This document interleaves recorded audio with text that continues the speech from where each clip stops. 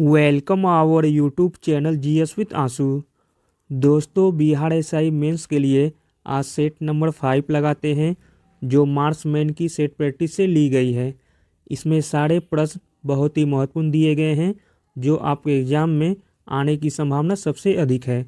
जो लोग CDPO, BPSC, PT या बिहार की किसी भी एग्ज़ाम की तैयारी कर रहे हैं तो वो लोग भी सेट लगा सकते हैं।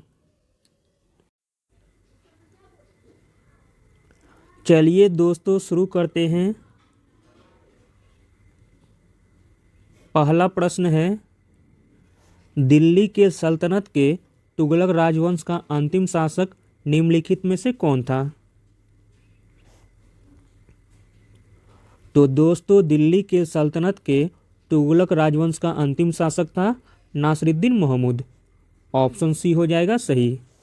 नासिरुद्दीन महमूद तुगलक वंश का अंतिम शासक था जिनका कार्यकाल 1394 से लेकर 1412 ईस्वी तक था।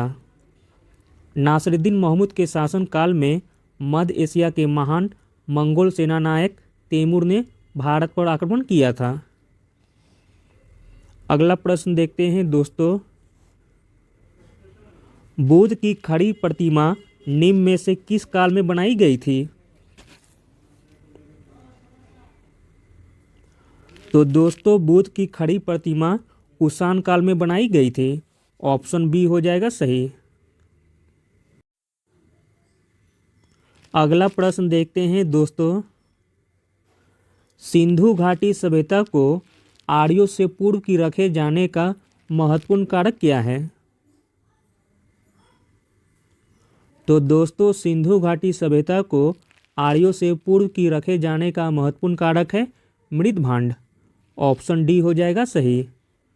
पुरातात्विक साक्ष्यों में अलग अलग कालों में पाए गए मृदभांड ही सिंधु घाटी सभ्यता को आर्यों से पूर्व का सिद्ध करते हैं।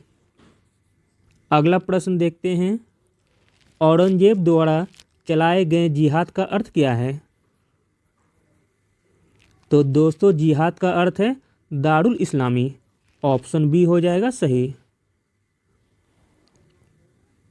अगला प्रश्न देखते हैं दोस्तों, निम्नलिखित राजपूत वंशों में से किसने 8वीं शताब्दी में दिल्ली का या दिल्ली शहर की स्थापना की थी? तो दोस्तों, दिल्ली का या दिल्ली शहर की स्थापना की थी तोमर वंश ने।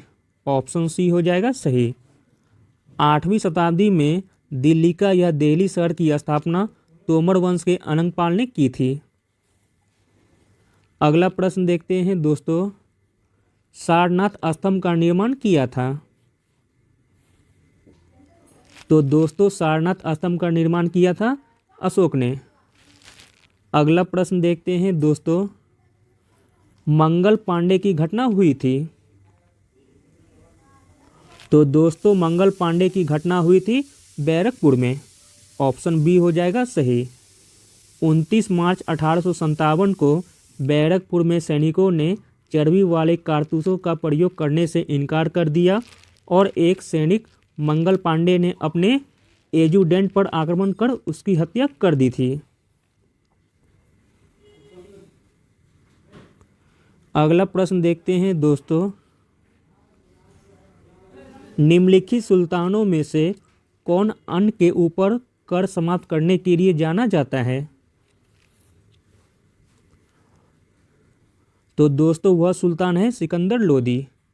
सिकंदर लोदी अन्न के ऊपर कर समाप्त करने के लिए जाना जाता है। अगला प्रश्न देखते हैं दोस्तों, मूर्ति पूजा का आरंभ कब से माना जाता है? तो दोस्तों, मूर्ति पूजा का आरंभ पूर्व आर्य काल से माना जाता है। ऑप्शन ए हो जाएगा सही। अगला प्रश्न देखते हैं दोस्तों, निम्नलिखित में से किसने कुतुब मीनार के निर्माण में योगदान नहीं दिया था? तो दोस्तों, कुतुब मीनार के निर्माण में योगदान नहीं दिया था वह थे अलाउद्दीन खिलजी, जबकि कुतुबुद्दीन ऐबक, इल्तुतमिश तथा फिरोज शाह तुगलक यह तीनों कुतुब मीनार के निर्माण में योगदान दिए थे।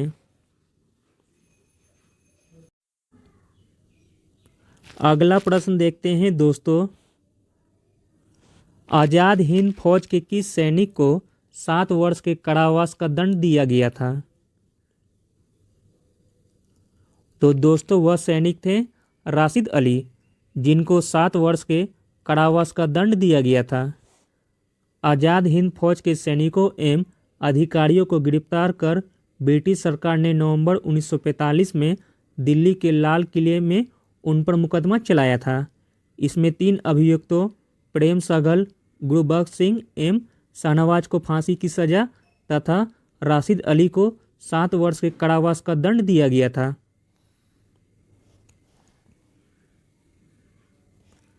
अगला प्रश्न देखते हैं दोस्तों, निम्न में से किस आंदोलन से गांधी जी संबंधित नहीं थे? तो दोस्तों वह आंदोलन है स्वदेशी आंदोलन। स्वदेशी आंदोलन से गांधी जी संबंधित नहीं थे। गांधी जी स्वदेशी आंदोलन से संबंधित नहीं थे। स्वदेशी आंदोलन 1905 में बंगाल विभाजन के विरोध में हुआ था। उस समय महात्मा गांधी दक्षिण अफ्रीका में थे। अगला प्रश्न देखते हैं, प्रार्थना समाज संस्था के संस्थापक कौन थे? तो दोस्तों प्रार्थना समाज संस्था के संस्थापक थे महादेव गोविंद रानडे। प्रार्थना समाज की स्थापना 1867 ईस्वी में बॉम्बे में आचार्य केशव चंद्र सेन की प्रेरणा से आत्मारंग पांडुरंग द्वारा की गई थी। महादेव गोविंद रानडे इस संस्था से 1869 ईस्वी में जुड़े थे।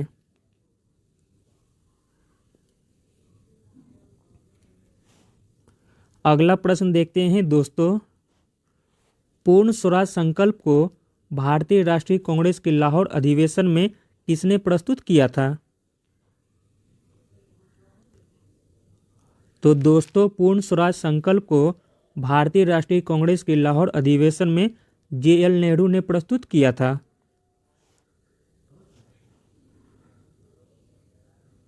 अगला प्रश्न देखते हैं दोस्तों, निम्न में से कौन उग्रपंथी नहीं था? तो दोस्तों जो उग्रपंथी नहीं था वह है गोपाल कृष्ण गोखले। गोपाल कृष्ण गोखले उदारवादी खेमे से संबंधित हैं, जबकि बाल गंगाधर तिलक, मदन लाल तथा उधम सिंह यह तीनों उग्रपंथी के थे। अगला प्रश्न देखते हैं दोस्तों, भारतीय राष्ट्रीय कांग्रेस ने पहला असहयोग आंदोलन किस वर्ष में शुरू किया था? तो दोस्तों भारतीय राष्ट्रीय कांग्रेस ने पहला असहयोग आंदोलन वर्ष 1920 में शुरू किया था। अगला प्रश्न देखते हैं, जय हिंद किसका नारा था? तो दोस्तों जय हिंद नारा था सुभाष चंद्र बोस का। अगला प्रश्न देखते हैं दोस्तों, इनमें से किसने रानी लक्ष्मीबाई रेजिमेंट की स्थापना की थी? तो दोस्तों रानी लक्ष्मीबाई रेजिमेंट की स्थापना की गई थी सुभाष चंद्र बोस के द्वारा। ऑप्शन डी हो जाएगा सही। रानी लक्ष्मीबाई रेजिमेंट की स्थापना वर्ष 1943 में सुभाष चंद्र बोस ने किया था। अगला प्रश्न देखते हैं दोस्तों, वर्ष 1919 में जघन्य जलियांवाला बाग हत्याकांड के समय भारत का वायसराय कौन था? तो दोस्तों जलियांवाला बाग हत्याकांड के समय भारत का वायसराय था लॉर्ड चेम्सफोर्ड और इनका कार्यकाल था 1916 से 1921 तक। अगला प्रश्न देखते हैं दोस्तों, रामकृष्ण मिशन की स्थापना किसने की थी? तो दोस्तों रामकृष्ण मिशन की स्थापना स्वामी विवेकानंद ने 1897 ईस्वी में की थी।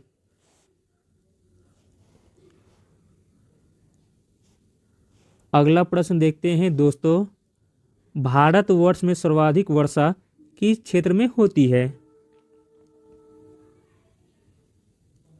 तो दोस्तों भारतवर्ष में सर्वाधिक वर्षा पश्चिमी घाट, हिमालय क्षेत्र तथा मेघालय में होती है। अगला प्रश्न देखते हैं, माउंट एवरेस्ट कहाँ है?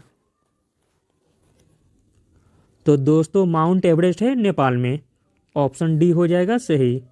माउंट एवरेस्ट विश्व का सर्वोच्च पर्वत शिखर है और यह नेपाल में अवस्थित है।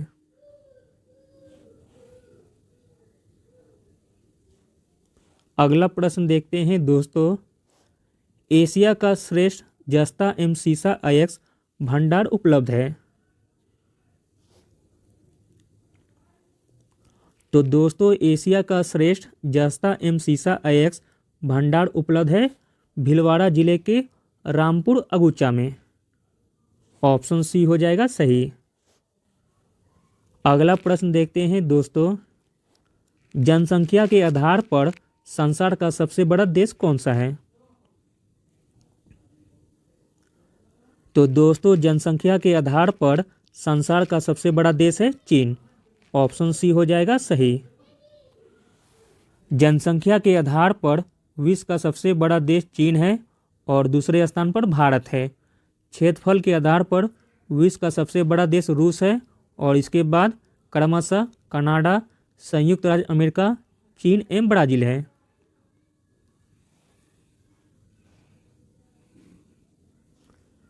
अगला प्रश्न देखते हैं दोस्तों, अस्थायी जनसंख्या संरचना के लिए निम्नलिखित में से एक प्रक्रिया का चयन कीजिए।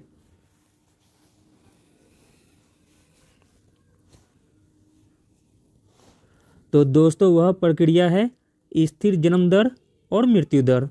ऑप्शन सी हो जाएगा सही। अस्थायी जनसंख्या संरचना की स्थिति में जन्म दर तथा मृत्यु दर दोनों ही नियंत्रित तथा निची दर पर बनी रहती है, अर्थात दोनों में ही परिवर्तन समान दर पर होता है, जिससे जनसंख्या वृद्धि की दर स्थिर बनी रहती है। अगला प्रश्न देखते हैं दोस्तों, भारत के उत्तरी मैदानों में शीतकाल में वर्षा होती है। तो दोस्तों भारत के उत्तरी मैदानों में शीतकाल में वर्षा होती है पश्चिमी विक्षोभ से। ऑप्शन ए हो जाएगा सही। अगला प्रश्न देखते हैं दोस्तों, बांग्लादेश में गंगा नदी को पुकारा जाता है। तो दोस्तों बांग्लादेश में गंगा नदी को पुकारा जाता है पद्मा के नाम से। अगला प्रश्न देखते हैं दोस्तों, भारत के निम्नलिखित राज्यों में से कौन अभ्रक का सबसे बड़ा उत्पादक है? तो दोस्तों अभ्रक का सबसे बड़ा उत्पादक है आंध्र प्रदेश।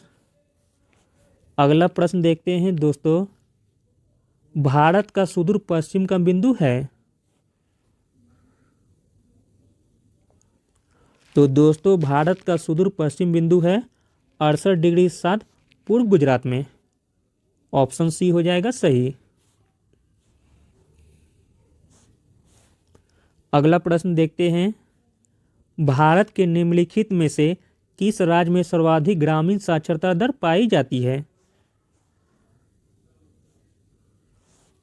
तो दोस्तों भारत में सर्वाधिक ग्रामीण साक्षरता पाई जाती है गोवा में। ऑप्शन सी हो जाएगा सही। 2000 की जनगणना के अनुसार भारत का सर्वाधिक ग्रामीण साक्षरता वाला राज्य केरल और इसके बाद गोवा है। अगला प्रश्न देखते हैं, जीएसटी बिल के अंतर्गत निम्नलिखित में से कौन सी वस्तु शामिल नहीं होगी?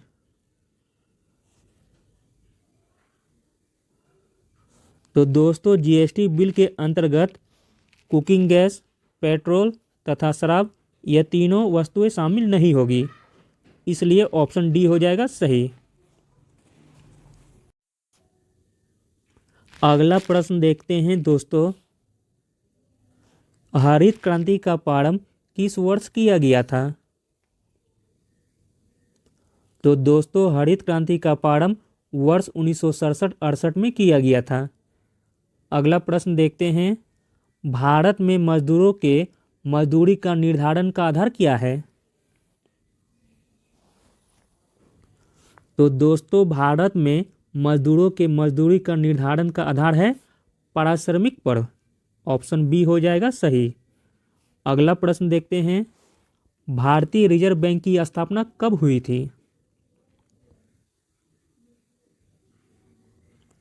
तो दोस्तों भारतीय रिजर्व बैंक की स्थापना वर्ष 1935 में हुई थी।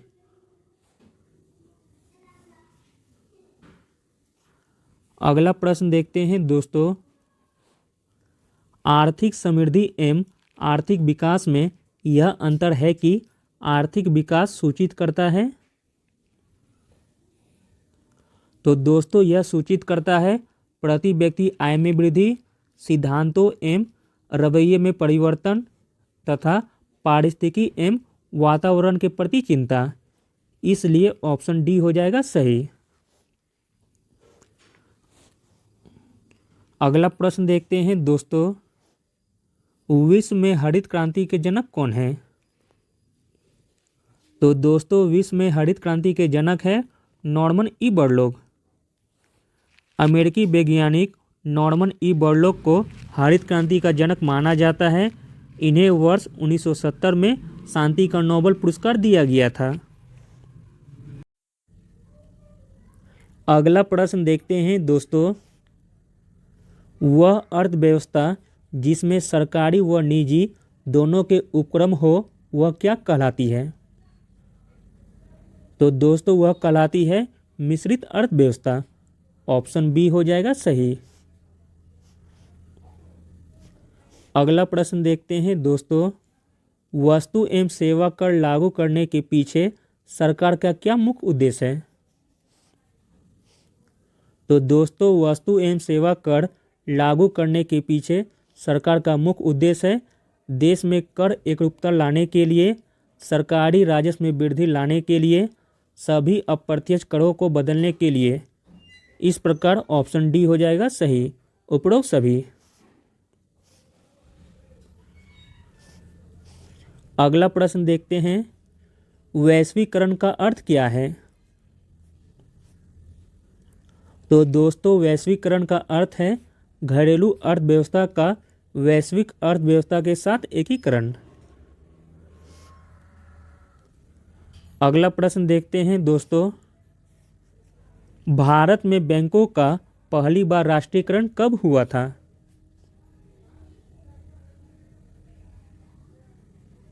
तो दोस्तों भारत में बैंकों का पहली बार राष्ट्रीयकरण 1969 में हुआ था। अगला प्रश्न देखते हैं दोस्तों, क्षेत्रीय परिषदों का सृजन हुआ है। तो दोस्तों क्षेत्रीय परिषदों का सृजन हुआ है संसदीय कानून द्वारा। ऑप्शन बी हो जाएगा सही। अगला प्रश्न देखते हैं दोस्तों, केंद्र राज्य संबंध किस अनुसूची में है? तो दोस्तों केंद्र राज्य संबंध 7वीं अनुसूची में है। ऑप्शन ए हो जाएगा सही। संविधान के अनुच्छेद 246 के तहत केंद्र एवं राज्यों के मध्य विधायी शक्तियों के बंटवारे के लिए 3 सूचियों संघ सूची, राज्य सूची एवं समवर्ती सूची की व्यवस्था है, जिन्हें संविधान की 7वीं अनुसूची में वर्णित किया गया है।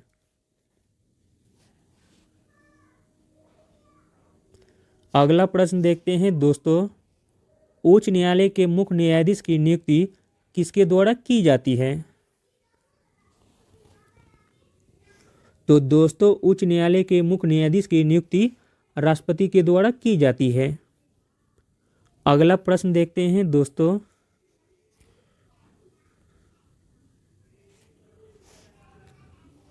राज्य पुनर्गठन आयोग ने 1 नवंबर 1956 को कितने राज्य तथा कितने संघ राज्य बनाए?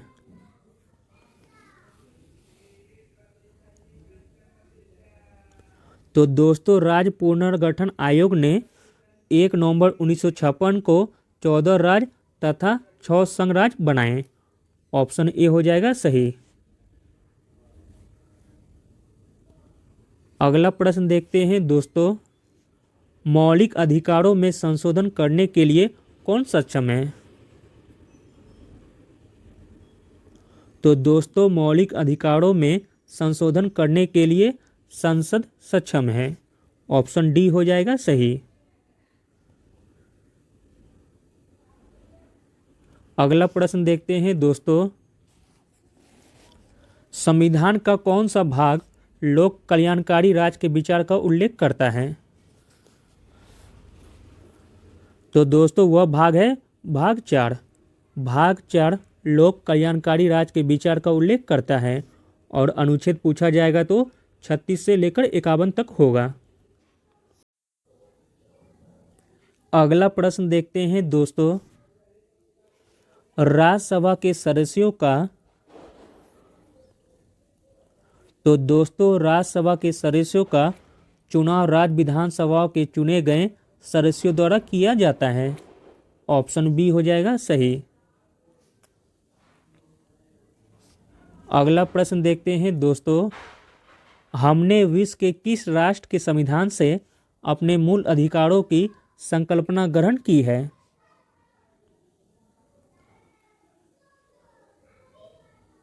तो दोस्तों मूल अधिकारों की संकल्पना हमने ग्रहण की है यूएसए से। अगला प्रश्न देखते हैं, ग्राम सभा का अभिप्राय है। तो दोस्तों ग्राम सभा का अभिप्राय है ग्राम स्तर के पंचायत क्षेत्र के निर्वाचक नामावली में पंजीकृत लोग। अगला प्रश्न देखते हैं दोस्तों, केंद्र सरकार तथा राज्यों के मध्य आर्थिक संबंधों की विवेचना की गई है। तो दोस्तों केंद्र सरकार तथा राज्यों के मध्य आर्थिक संबंधों की विवेचना की गई है अनुच्छेद 268 से लेकर 281 के अंतर्गत।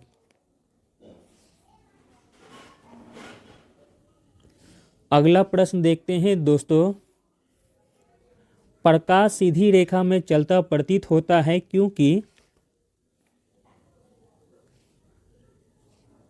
क्योंकि प्रकाश का तरंगदैर्घ्य बहुत छोटा होता है। ऑप्शन सी हो जाएगा सही। प्रकाश का तरंगदैर्घ्य बहुत छोटा होता है तथा उसका विवर्तन भी बहुत छोटा होता है जो हमारी आंखें नहीं देख सकती है, इसलिए प्रकाश हमें सीधी रेखा में चलता हुआ प्रतीत होता है। अगला प्रश्न देखते हैं दोस्तों, प्रकाश वर्ष इकाई है। तो दोस्तों प्रकाश वर्ष इकाई है दूरी की। एक प्रकाश वर्ष बराबर होता है 9.46 × 10⁻15 मीटर। अगला प्रश्न देखते हैं दोस्तों, एटम में न्यूट्रॉन की खोज किसने की थी?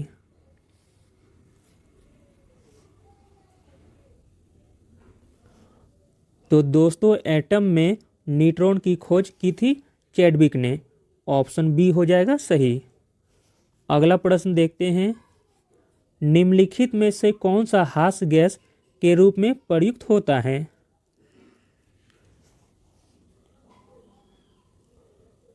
तो दोस्तों हास्य गैस के रूप में प्रयुक्त होता है नाइट्रस ऑक्साइड का।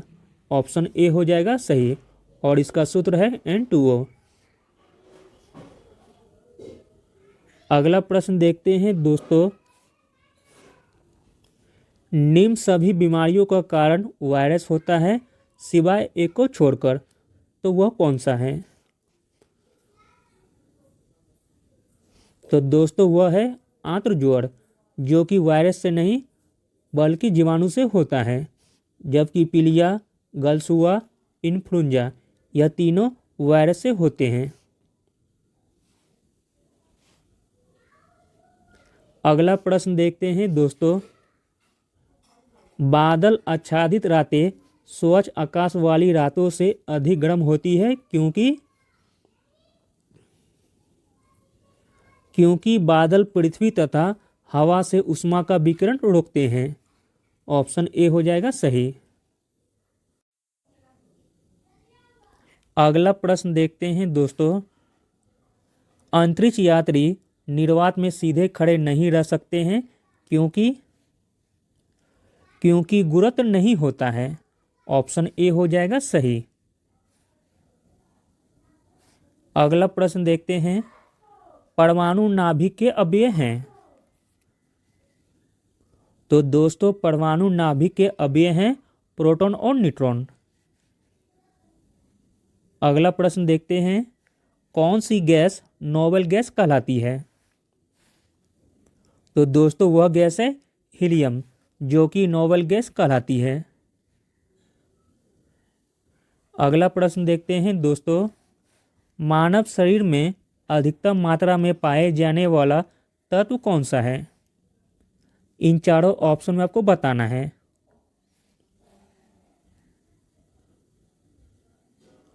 तो दोस्तों ऑप्शन के अनुसार हो जाएगा कैल्शियम। मानव शरीर में प्रधान रूप से 6 तत्व पाए जाते हैं, जो हैं oxygen, carbon, hydrogen, nitrogen, calcium तथा फास्फोरस। मानव शरीर के भार का 65% oxygen, 18% carbon, 10% hydrogen, 3% nitrogen, 1.4% calcium तथा 1.1% फास्फोरस होता है।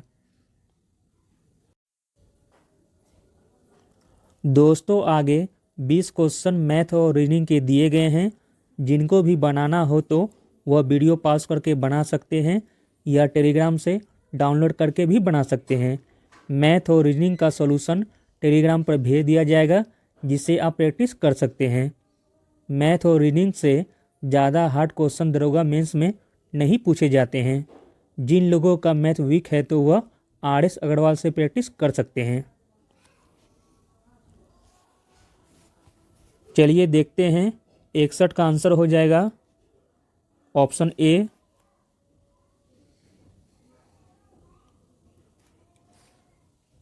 62 का आंसर हो जाएगा ऑप्शन सी।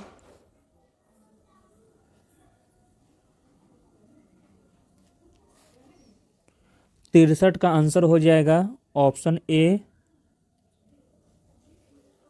64 का आंसर हो जाएगा ऑप्शन ए।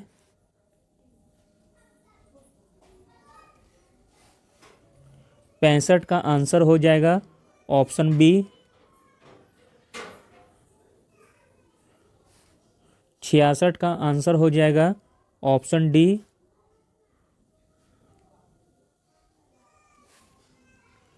67 का आंसर हो जाएगा ऑप्शन ए। 68 का आंसर हो जाएगा ऑप्शन ए।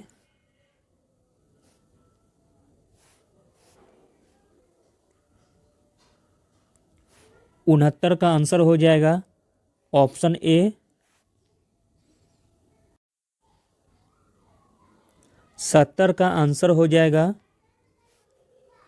Option B.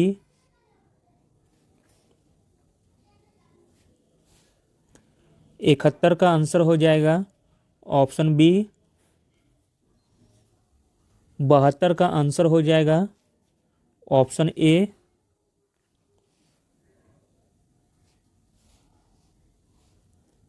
73 का आंसर हो जाएगा ऑप्शन बी।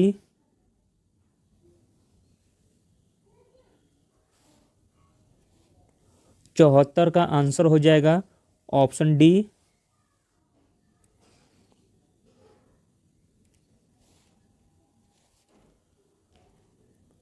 75 का आंसर हो जाएगा ऑप्शन बी।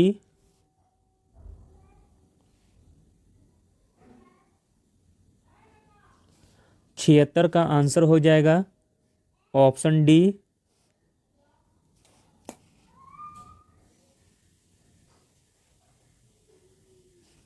77 का आंसर हो जाएगा ऑप्शन डी।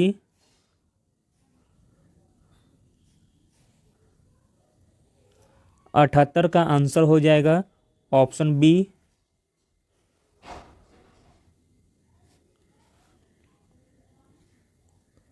79 का आंसर हो जाएगा ऑप्शन डी।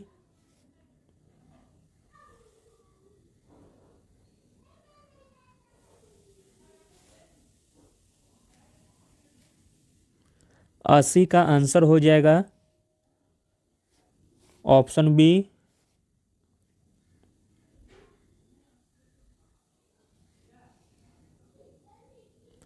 चलिए अब आगे देखते हैं।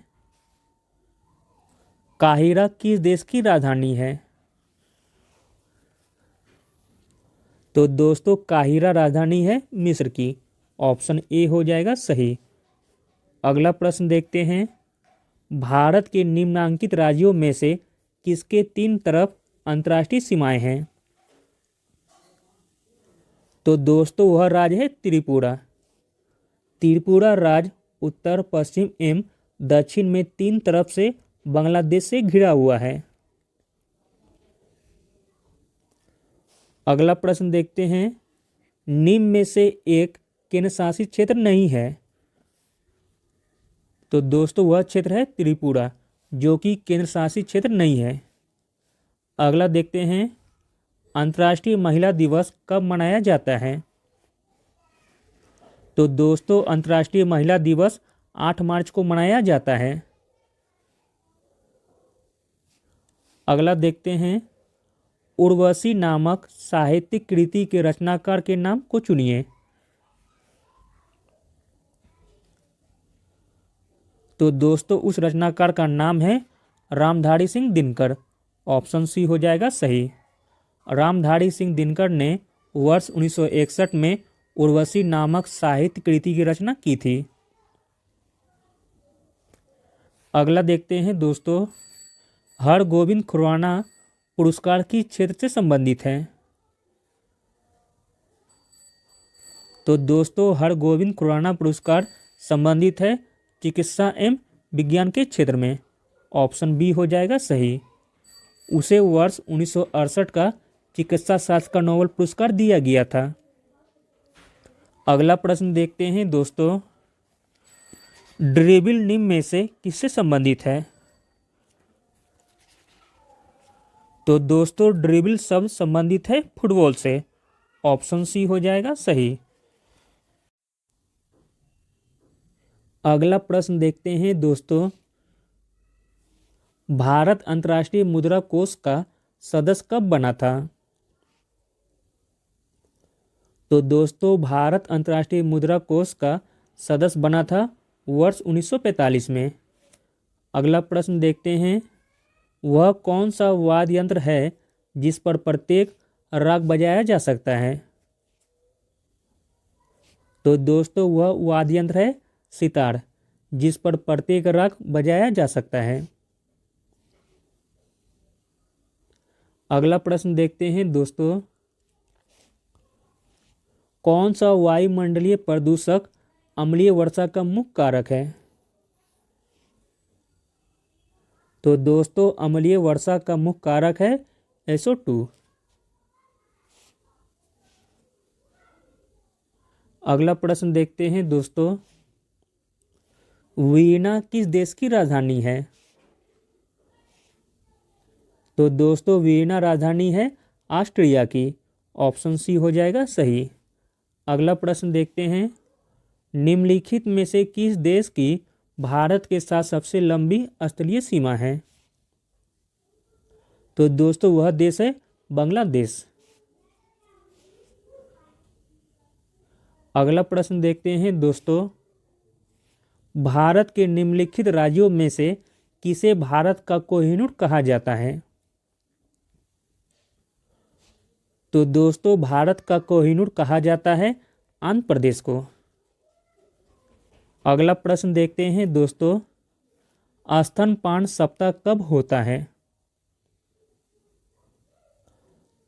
तो दोस्तों स्तनपान सप्ताह मनाया जाता है 1 से 7 अगस्त तक।